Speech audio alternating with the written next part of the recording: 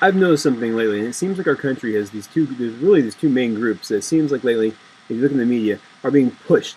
They're being pushed to the point, these two groups, where something's going to happen, something's going to break. And the thing is, though, I think that's being purposely done. I think that that's being done because the government needs to for a lot of reasons to get what it wants. But not only that, they want somebody to act up. They want somebody to stand up and do something stupid and pull a gun out, who knows, shoot a cop, what the fuck ever it is. They want somebody to do that because guess what? Then they can paint the people in these groups as crazy or make them shut up, whatever they're gonna do. Now let's say to say what they're gonna do if they get that opportunity. Let's identify the groups. The first group is a smaller group, a brave group, soldiers. They want to know the veterans. They come back, they got PTSD, because we got 10 years of continuous war, and then there's some gnarly shit going on over there. I mean, trust me, it's like IEDs, people losing limbs right in front of you. They come back and they got a little post-traumatic stress disorder. Now, these people come back with that, and they get diagnosed with, they get given psych meds, or like they just get depression, whatever it may be. But either way, they go to the psych, they go to see the psych doctor, they get the psych meds, either way, and then they use that as an excuse to take their guns away. They disarm them. And that's just heinous, reprehensible. Somebody's coming to get help that serve their country, and we take their guns from them. Somebody that went and fought and died for America, and we're taking their guns. Does anybody see how wrong they fought and died for the rights that we're going to deprive them of as a country? Or at least the people in charge are? Yeah, that's reprehensible to me. That is outrageous. It's immoral. It's against the very fabric of our fabric and foundation of our country, to say the least. And the other thing is too, they want somebody to act up because then the regular people will fear them. They'll not look at soldiers as leaders. So if something did go wrong, shit hits the fan, the government becomes tyrannical. These are people who could lead a resistance, people who could they know leadership ability. They have leadership ability. I mean, they know how to fight and they know how to lead men, and they'd be very useful. And the government wants nothing more than us to not trust them, and then for them not to be armed either. The second group that's being targeted and persecuted right now, that they're trying to get to act up, I think, is parents. I mean, that's very obvious now at this point. And I say this is the larger group because it's obvious. There's a lot more parents than there are people. There's a lot more parents than there are soldiers in the military. This country is has almost everybody has a parent at some point in time. Not everybody, but at least 75% of people, I bet. I mean, so parents are a huge group of this country, and you have to look at recent events. Look at Robert Smalls in Towson, Maryland, a suburb of Boston.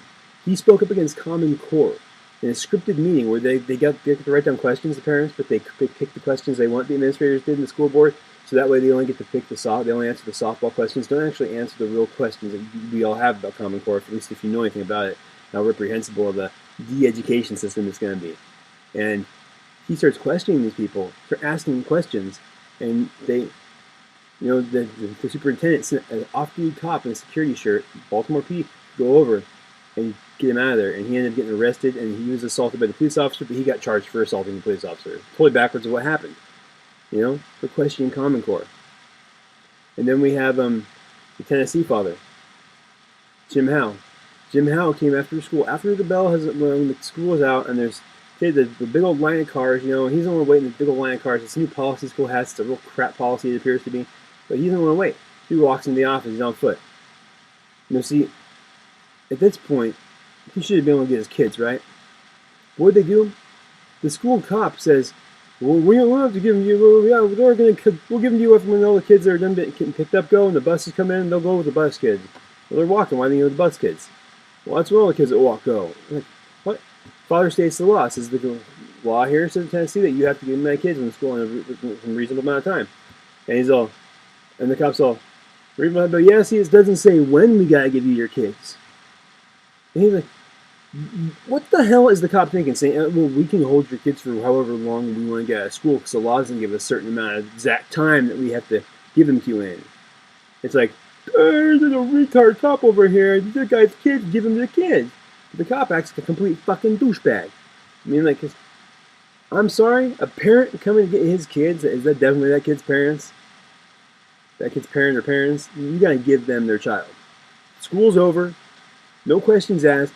They want their kid. If you want to help them go walk and tell them in the classroom. The teacher sees it's the parent. Let the kid go with them. That's that. Period. Point blank. It is not your child yet. You're the guardian of it during the day. It's another thing cop was saying, well, we're got to protect your child, my responsibility.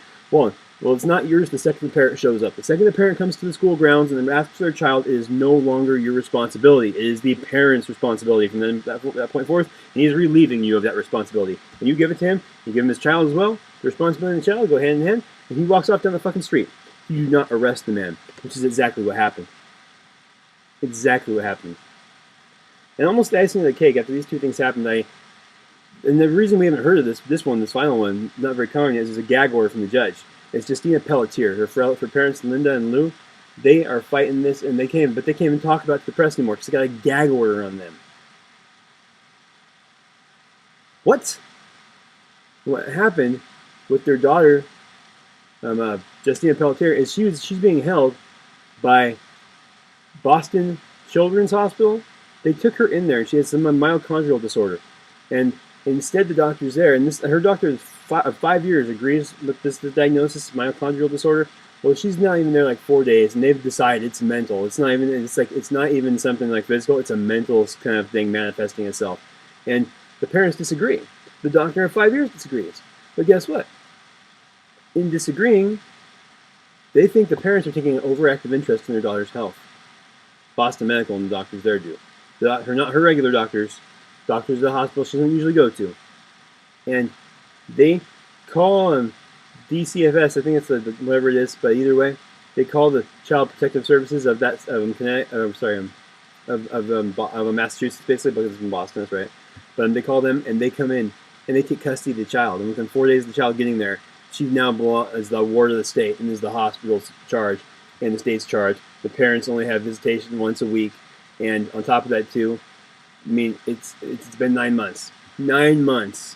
9 months. This girl has been kidnapped from her parents. And if you want to know how she feels, she's been sneaking origami notes hidden in folded up origami to her mother and father, saying, please help me. I'm being kidnapped, basically. Please, Mom and Dad, I still love you. Come get me, A 15-year-old girl. I think she knows what she's talking about. 15 years old, you're old enough to make that kind of decision. Or if you're being abused, you're not going to want to go back with the parents. Those are her parents that love her, and she knows it, and she wants to go back with them. Why is this an issue? Why is the court? Why did the judge put a gag order on the parents? Why is the court not giving the parents back the custody of their child? I mean, look at here in California, and you had that Russian couple. They had a kid, right? A little bit of a heart arrhythmia or something. Heart problem, was born as a really young kid, but they get another opinion from their doctor saying this kid needs open heart surgery, and this kid's like tiny. The doctor saying they cut their kid's chest open and some crazy heart surgery. I'm sorry, if I got a little baby that small, and the doctor tells me I have an open heart surgery, I'm not going to get a second opinion.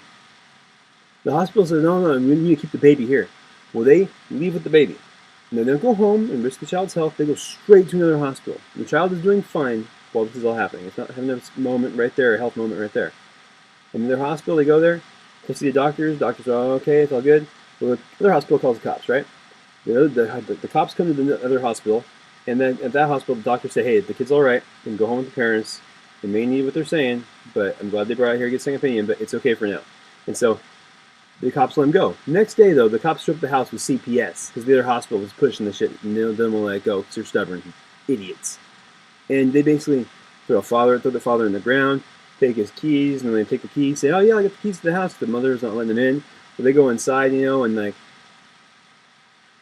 this is how sneaky the cops are trying to be, because when the father's on the ground, and before the cop gets the keys, he's all, let me call my wife with your phone, put your phone up to my ear, and I'll tell her to open the door, right? Well, the cops go, all right, cool, yeah, so you help us out. All right, good for you. And so you help you, that stupid line they say, you want me to help you? Yeah, thanks for helping me. It's like, whenever really you're just helping them, screw you.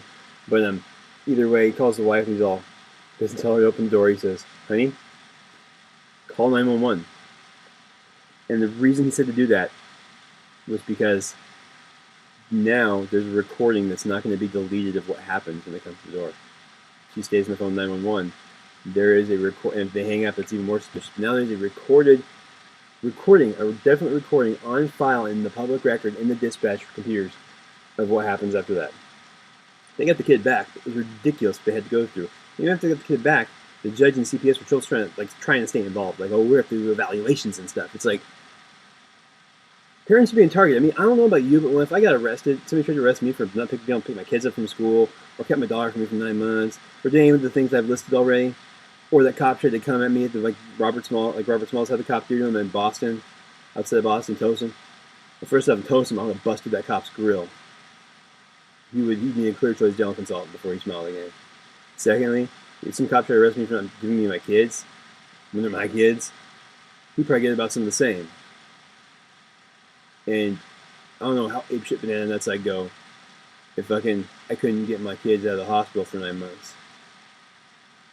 I don't have kids, but I can just imagine. I'm mad thinking about it. What are they trying to do?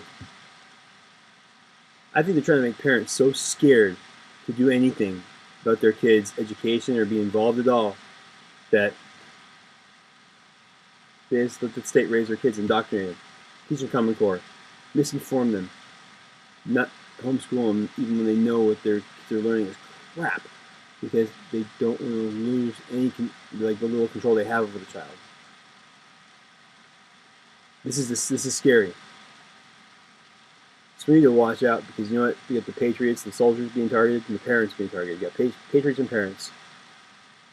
Some parents are both being targeted by our government, being pushed to the point where something is going to break. We also have to be smart enough that when they do it, we see what they've done. It's going to happen if this keeps up. It's inevitable. Thanks a lot, guys. Thanks for watching. Remember, they've been planning this, and they're doing this purposefully. So they want you to do something stupid. Don't give them the chance to criticize you for what you do. Keep your wits about you. Be smart. But don't be submissive.